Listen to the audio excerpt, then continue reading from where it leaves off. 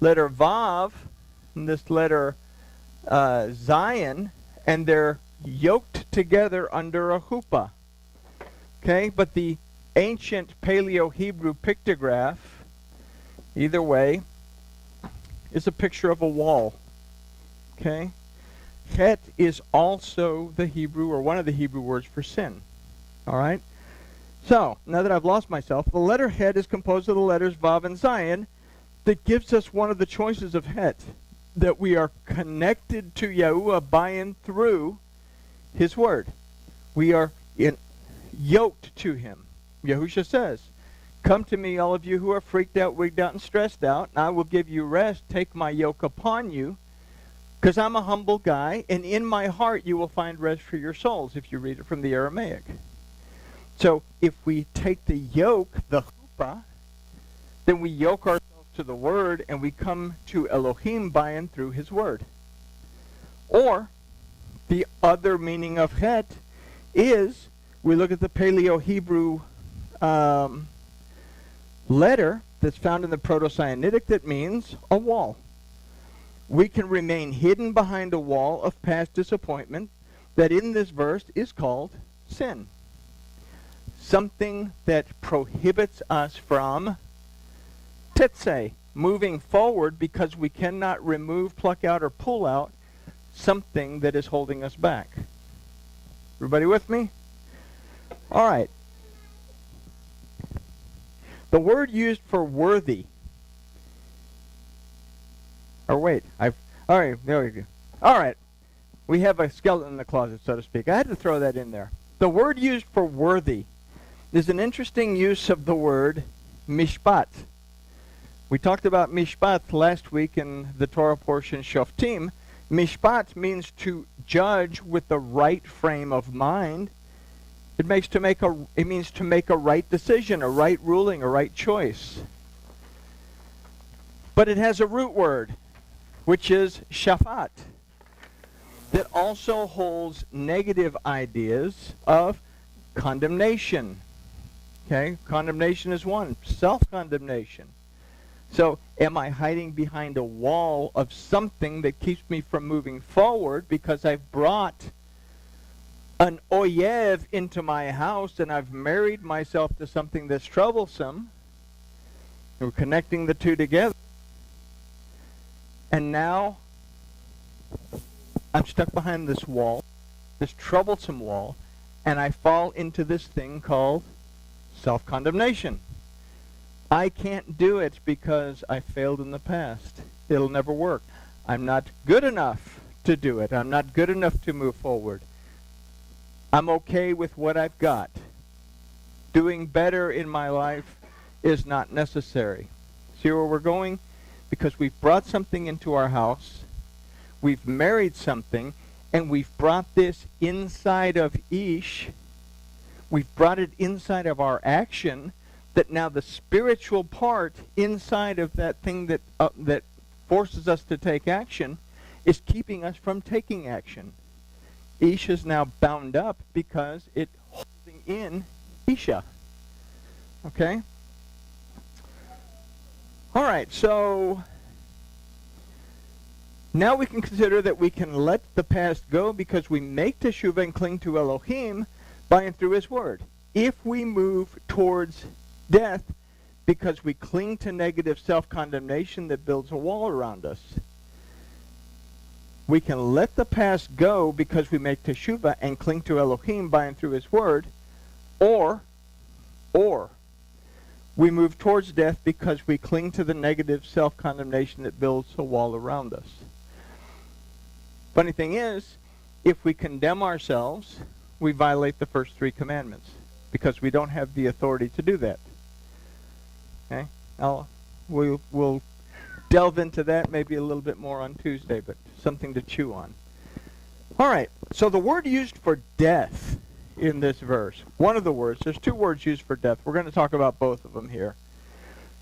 The first time it's used is the word mavet, that aside from death or the act of dying, also means to be in a state of death. Can I be alive and be in a state of death? Sure, I can be depressed. I can be depressed because I've brought something into my house that doesn't belong there, and it has shut me up to where I cannot express my action because I cannot let out what I need to let out. Okay? Now the root of that is mut, which is the word used in the next death, but this word can also mean to dying prematurely because of neglect and wisdom. All right, so what is the beginning of wisdom?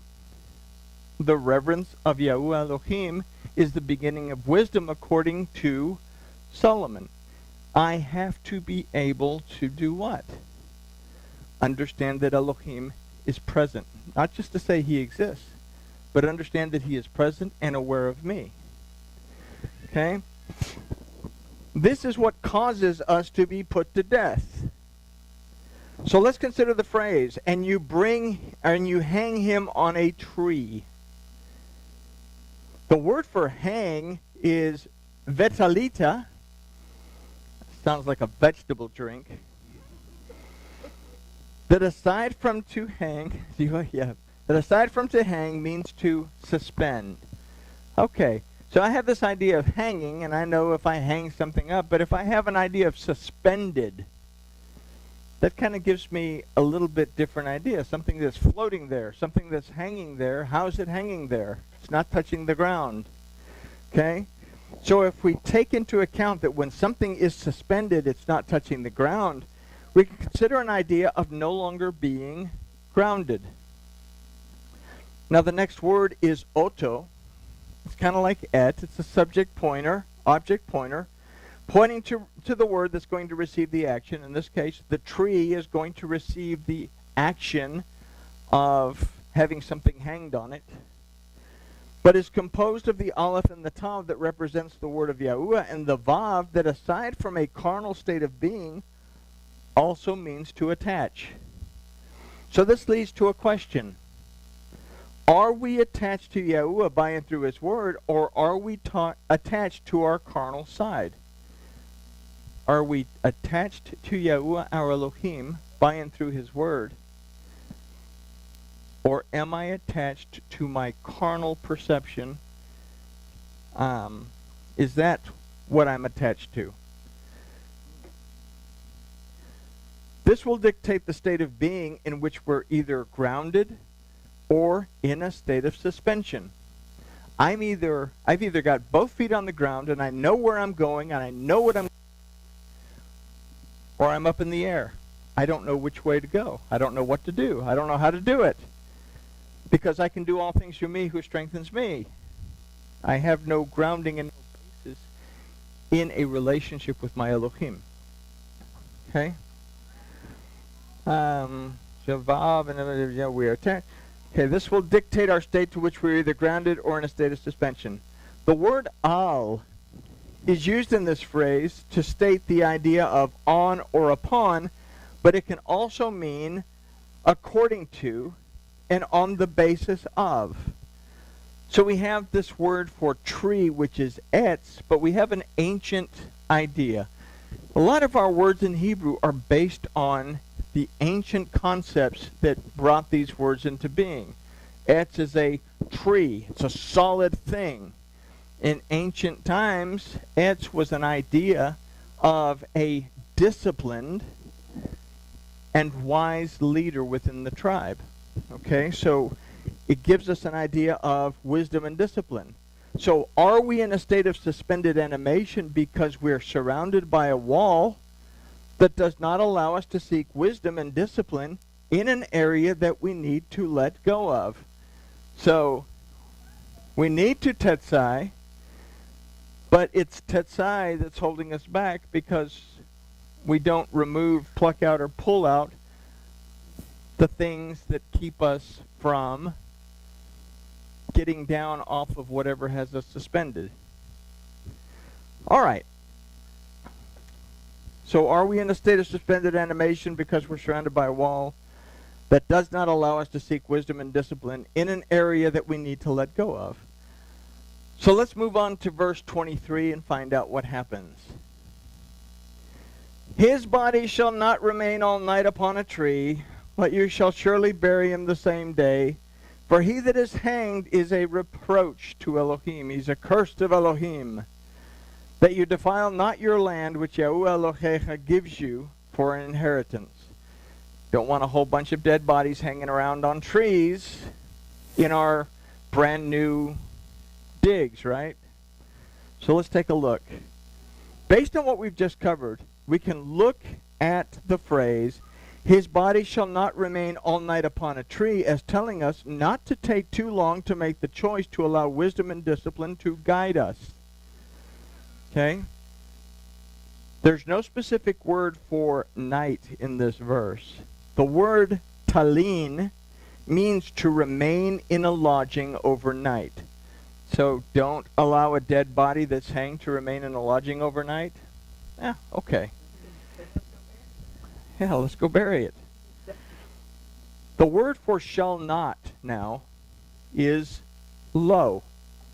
Now we've talked about the difference between the word lo and al when it's used as no. Lo is a choice to not do something, whereas al is a no. You shall not. Absolutely, I command you not to. And you don't have a choice. Although we choose anyway, right? So lo, that offers us a choice of not doing. Therefore, we can consider that the choice to remain in a suspended and walled state of being that lacks wisdom and discipline is ours and ours alone to make. Nobody can force you to cut the ropes and get grounded and move back to wisdom and discipline to guide you away from oyev, that thing that's troublesome that you've brought into your house because you thought it was pretty, because that's what Tetzei says. If you go to battle and you see amongst the captives a beautiful woman and you want to take her into your house as a wife, you bring her in, but when you bring her in, you got to cut her nails and shave her head. Okay? You cut the claws and, I don't know.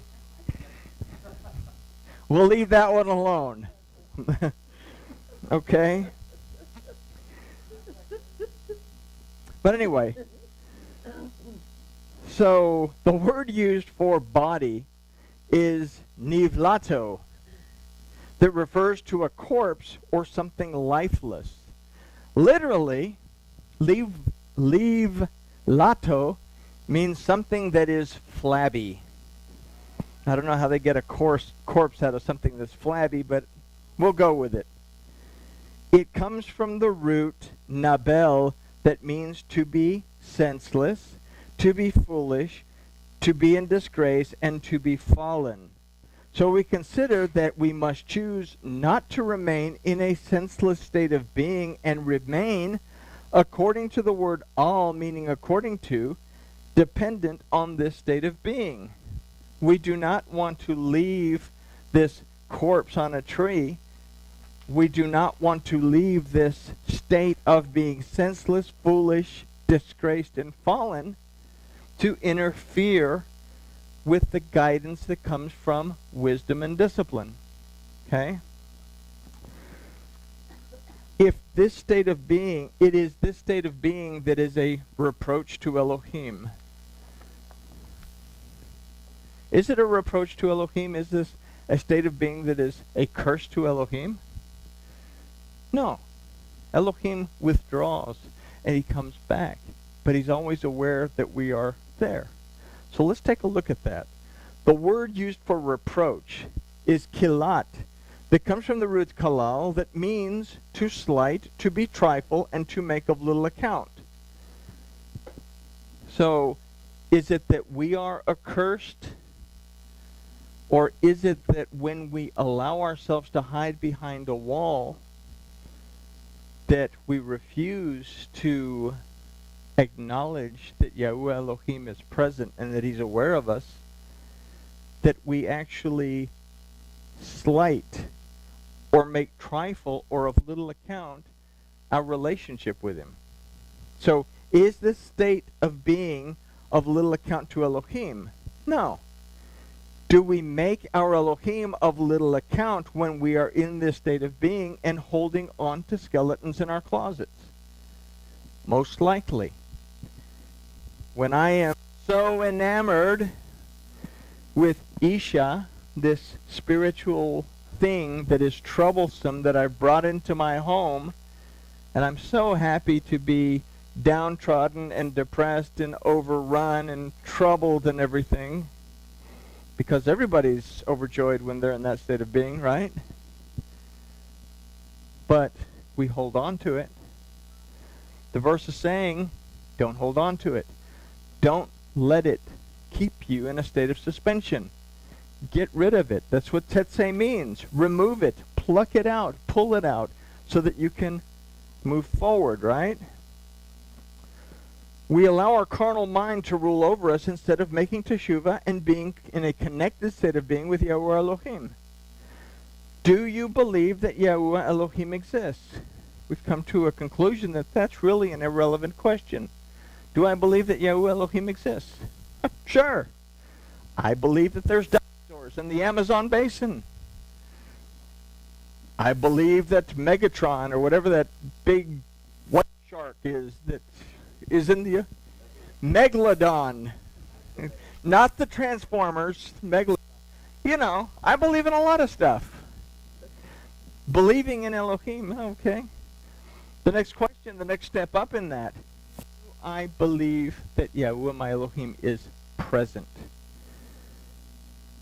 That kind of, but when I add into that, am I aware of the fact that my Elohim is aware of me? Then I look at the beginning of reverence is the beginning of, or to reverence Elohim is the beginning of wisdom, because I acknowledge that Elohim is present and I know that he's aware of me. Why am I sitting here in a suspended state? I need to make teshuvah, get reconnected, let go of this captive woman that I brought home, because she's causing issues in my life that are keeping Ish closed up to where Ish cannot open up and allow Isha to flow out. I'm hindering my spiritual growth. I'm hindering my mental stability because I'm keeping a dead man hanging on a tree overnight. Okay?